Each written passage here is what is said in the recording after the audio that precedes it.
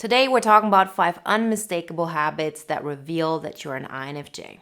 If you're still struggling to figure out if you're an INFJ or not, if it really holds you back from really tapping into it completely, then this video might be exactly what you need. Because the habits we're going to talk about today may not even be something that you do on a daily basis, but they definitely are habits that you've done over your lifetime if you're an INFJ.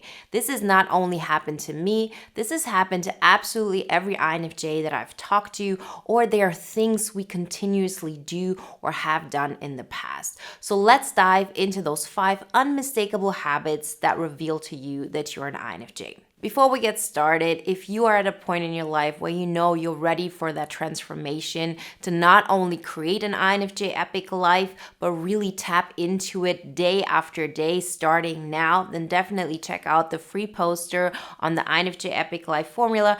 And if you want to take it to the next level, then get the INFJ Epic Life audio guide. It will guide you to everything you need to know. It will reveal all those hidden gems that are keeping you from finally taking that last necessary step to transform your life the way you always wanted to.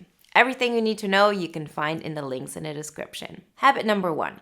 You think in mindset solutions when it comes to others. So let's say you have a friend who's going through a breakup or they have some kind of family problem. If you see what's going on there, you're probably not going to go over there and say, can I make you a tea? Can I help you out? What can I do to make you feel better in that moment? It's not that we don't do that or that we're not good at this, but the thing that is particularly INFJ-like is the fact that we talk to that person from a perspective of how can you change your entire approach to the situation? How can you change your mindset around this? Are you going to change the situation you're in, or are you going to change the way you think about it? Because at the end of the day, we all know it's going to be the same discussion over and over again. And if you really want to change something about a situation, you really have to change how you feel about that situation or what you surround yourself with. And that is what comes to mind to an INFJ at first glance. You'll see it with other types. They will want to make you comfortable. They would want to distract you. They would want to uplift you. And that is their main thing. Our main thing is the mindset change. It's the mindset transformation. So think about it. If you have a friend in need, if you have somebody who looks up to you and wants some kind of help, what kind of help are you giving them? What kind of help do you want to give them? What is the first thing that comes to mind? If it really is about, okay, change your mindset around this, remove yourself from the situation, it is really more of a holistic approach to the entire situation, and it really boils down to mindset work, then you're probably an INFJ. Habit number 2. You leave get-togethers rather early. So there are 2 ways INFJs approach this. So let's say you go to a dinner party or a little get-together, right? It's not some overwhelming amount of people, but it's still a time and a space where you connect with others, where you talk to others, where you really share a space. And INFJs very much love this situation if it isn't too many people, if it's people that you really care about, and if you allow yourself to really dive into that conversation. And INFJs have really this up and down dynamic that is happening. So at first, we get really intrigued. We really want to tap into this. It makes us feel so good. It energizes us. But before we know it, we're tapped out. We really want to leave the situation. And you'll see some INFJs stay in the situation but feel bad, like they don't feel comfortable, but they would feel even worse leaving because they would feel so guilty towards others, or it would be so weird to just say, I want to go after half an hour. Other INFJs have gotten to the realization where they recognize, yeah, this might be weird, but the truth is, I don't feel good after that time and I want to leave. Like I am leaving now. And the more you actually get to a place where you have recognized this about yourself, you've accepted this about yourself, the more you'll recognize how the people in your life will be more accepting of this, right? Because they don't have another choice. If they want to hang out with you, those are just the dynamics that they have to get used to. And I've seen this in my life over and over again of feeling guilty about it. But the more it became like, that's what I'm doing, I don't feel good, I'm gone, the more they got used to it. They stopped nagging me about it. They stopped asking me to stay longer, and they've just accepted that. And then it's on them to decide, is this something I want to deal with or not? And you'll be surprised how many people will actually really be okay with that because they enjoy that time and that energy that you're giving them, even if it was just for that short period of time. And then you might say, okay, but isn't this a habit of introverts that we get exhausted by social interactions and want to leave a situation early? Yes and no. Most people that I actually hang around with are introverts, and I still feel this way, and I'm still the first one who wants to leave. And I'm talking to INFPs, I'm talking to ISTPs. Like, there is just something about putting our energy forward because we see that direct connection with others. So let's say you haven't been in contact with your friends for a while, and then you hang out with them and you exude all of that energy. You see how that's mirrored back to you, how you really put joy into the conversation and excitement. It really encourages you to do even more of that. And before you know it, it has just been maxed out. And so this is one of the things that I've just seen not only through me, but also, having worked with so many INFJs throughout the years, that this is one of those unmistakable habits that will tell you, yeah, I am an INFJ. Habit number 3, you've had the urge to explain yourself over and over again. So this is something that so many INFJs struggle with, and this is definitely something I struggled with for the majority of my life. But it's also not something that has to be your reality forever, because I've gotten to a place where I really barely explain myself because I just have found other ways to really let out who I truly am. As INFJs, one of our biggest hurdles in life is the fact that we feel misunderstood, that we feel like we have to explain to people that we have good intentions, that there's reason to our madness. And we want to explain it to others because we want to feel like they're getting us. But more than that, we want to have the feedback of, you are a good person, you are a smart person, you have great ideas. And as long as we're looking out for that, we're always going to want to explain ourselves, because the truth is, nobody will really get you the way you are. But what is the solution then? Is the solution that we just have to accept that we have to feel like we're misunderstood all our lives? And this is what it boils down to for a lot of INFJs, that they feel like, I only have those 2 choices. I'm either going to try to explain myself, and maybe if I'm lucky, I'll find that one person or, those 2 people in my life, or whatever it may be, but definitely a small amount of people who will get me. Or I just have to completely feel like I'm misunderstood, I'm different, and no matter how much I would try to explain myself, nobody would get it. There is a third solution, trust me, because I've experienced this agony myself, and I know how hard it is. I know how hurtful it is. The point is to really start living the way like you wouldn't have to explain to anybody anything. If you get to a place where you say, no matter how much I try to explain it, people are not going to get it. There is a reason why we're so afraid of this judgment. We're afraid of it because we have conditioned ourselves from an early childhood age on that the only way people are going to accept us is if we alter ourselves, if we become what they want us to be, if we become the mirror to what they want to, project onto us. And so now when we're adults and we're really longing for connection, which comes from our truest essence, it doesn't come from the fact that we understand others so well, but it comes from the place that you are feeling seen, that you are feeling understood. It so often feels like we have to justify it, we have to explain it, we have to give some kind of reason for our action. But the truth is, you don't have to give any explanation whatsoever. If you get to a place where you really know, I'd rather be disliked for who I am than to be liked for who I'm not, you're going to start living life differently. You're going to start living in a way where you make yourself proud, where you do things and where you say things that you like, that, light you up, that make you feel excited about life. And you stop looking left and right if people understand you, because you're never going to get that understanding from others the way you want. You will get it from yourself. Once you start living your life and your life becomes a representation of who you are, without looking left and right if people are going to understand it, they will accept it or not. But it will be on them. It's not on you anymore. And it really changes your entire approach. And the best thing about it is you will never ever feel misunderstood again. You will never ever feel like you have to explain yourself. It's not that people will understand you better. It's not even that you explain yourself better. It's just that you won't care. You will feel understood. You feel like you're explaining yourself by the way you're living your life and you're not questioning it. And you'll see how the dynamics with the people in your life will change. You'll see how some people will move out of your way and some people will get closer, because for the first time, you're actually showing who you truly are.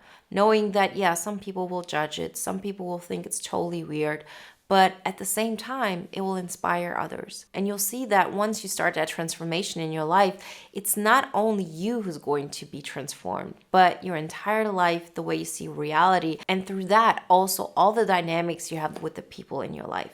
Habit number 4, you have obsessed over a romantic interest for a long period of time. Yes, this might not sound like an INFJ thing at first. You've heard this before, people, being obsessed with somebody for a longer period of time. But, after having talked to so many INFJs throughout, the life of this channel and, being a coach and so on, this is something that is very much an INFJ thing because we obsess in a very particular way. When we obsess over a romantic partner, we do this because it seems like a solution to our life. So many INFJs have had, obsessions over people who live in a different country, in a different state, on a different continent. There is a pattern behind this. We do this because it allows us to imagine a world that is better than our reality. All of those obsessions are always based on people that we cannot have. Because if they were in our lives, if they were somebody that we could, have a life with, there is no need for an obsession. And there's also no imagination of something that at the end of the day is all an illusion. If we obsess over somebody, what we really obsess over is how we would be in their presence, how we would feel if we would really dive into their way of experiencing reality. And why are we doing this? We're doing this because it seems so real to us. As INFJs, we have a really hard time distinguishing between what is in our mind and what is in reality. Because the things in our mind are already creating such strong emotions in us. They can, make us feel alive. They can make us feel joyful. They can bring us into agony way more than, what is really going on in reality. And when it comes to interpersonal relationships, specifically romantic interests, this is psychologically the closest thing to that. And so all the things that we are not accepting about ourselves, we are projecting that onto that obsession, onto that romantic interest. And it works so well because they are at a distance, because we can imagine everything that could be, which definitely isn't what is. Otherwise, again, we wouldn't have that obsession. That person would be right next to us. So that experience over and over again throughout my life, and really at some point, like really taking it to an extreme where I just, lost all sense of myself and was really, really suffering. It really got me to a place where I understood I cannot give up so much of myself in hope that, I will get my solution over there. But at the same time, it is also a mirror of everything that I want. All of those feelings that I'm feeling when I'm thinking about that person, that's something that is already within me. Otherwise, I wouldn't be feeling those things. And that was the moment I realized I have to create these emotions myself. What am I imagining when I think about tapping into their world? What is missing in my world that I think I would have over there? How can I create that feeling? And you'll see, yeah, it might not feel as intense as, your thoughts, but it will be an anchor. And everything that comes into your life will add to that happiness, and it will be stable, and it will be yours. And that's when everything changes. And so that's why this is a habit that you might have or you might have had, because it's through that habit that we get to the realization that we can create this on our own, and that obsession is a crutch, that obsession is something that is supposed to medicate our pain of not really living out our lives because we feel we're not worthy, because we feel like we're not allowed to, because we feel like we're too much, or we're going to be unlovable if we really are who we are all the time. But you're not too much for the world. The world can take it. Tap into who you really are and start living it out in the real world. Voice who you are, show who you are, live it out, and you'll see how through that, your tendency towards those obsessions will gradually but definitely go away. Because now you recognize that you have the power to create all of those emotions in a positive and sustainable way yourself. It all starts with you. It's through your lens that you have those imaginations. So you can also project them not to that person anymore. That is at the end just an illusion. Because the real person is not next to you. The real person isn't the person that you would want in your life. It's who you want them to be. And once you recognize this, you also know that instead of projecting all of that power that you have towards others, that you can really put it into yourself and into your life and see how much of your potential you can actually live out. Habit number 5, you listen way more than you share. So when it comes to INFJs, we're extremely gifted and skilled at listening to others because this is what we've learned to be hyper-focused on as kids. This is the way we, managed to go through life. We understood what others wanted. We understood that being heard was really important to them, that their way of seeing the world was the only way we could connect with them. Because as children, we're in such need to be loved, to be accepted. And this is one of those skills that we're so good at. So of course, it's going to be our go-to technique to getting that connection and to getting that security. But now as adults, we really have to take a step back and understand that, this is going to be my tendency. I'm always going to listen more than I personally share because I just don't care to share so much. And at the same time, we're surrounding ourselves with people who want to share with us because we're such great listeners. And if you really look at your life, you'll recognize that this is one of the things that really make you you. It's really one of those things that prove to you that you're an INFJ. There's so many types who are good listeners, who are there for others. And I've seen it with other types. They have so much more capacity for other people, for their suffering or for what they're going through. Like my mom is an ESFJ and she has so many more people reaching out to her with their pain than people are reaching out to me because she really has capacity for so much, for understanding their emotions, for really being there for them and creating space for them. I don't have that capacity as an INFJ, but the capacity that I do have is to really make space for one person to be themselves as fully as they possibly can. And this is one of the things I see with INFJs over and over again. And so it doesn't mean that this is a habit we should stop doing. It's just something that we have to be aware of because then we know, okay, I have the tendency to listen way more than I share, and this might not be in my best interest at all times. So it is a reminder to share more of what you like, what bothers you, what makes you uncomfortable, what is going on in your life, to just create more of a balanced connection with somebody. Because as much as we like to listen to another person, if we're not setting boundaries on that, it will be a constant, sharing of information from the other side and us just listening and absorbing over and over again. And it really overwhelms us. And at some point, it doesn't feel good anymore. So it's not something that we have to let go altogether, but allow yourself to investigate if you're doing too much of it. And if you can bring yourself a little bit more to a place of sharing who you are, what you're experiencing, and then figuring out where a healthy balance for you lays. Because what we're not aware of is that the more we share from a place of this is what I'm experiencing, this is what I'm seeing, it really gets us to a more balanced and happy place. We are INFJs, we are introverts, but very often we go way too deep into it. That's that famous NITI loop.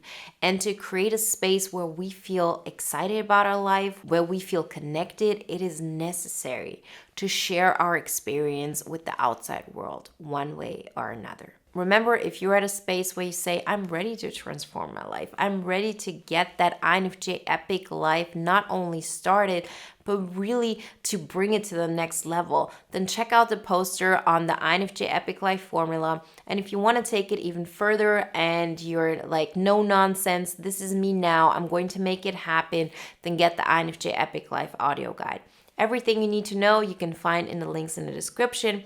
And if you want to watch another video now that is in line with today's topic, then check out the video you see on the screen right now. I'll see you in the next one. Bye, guys.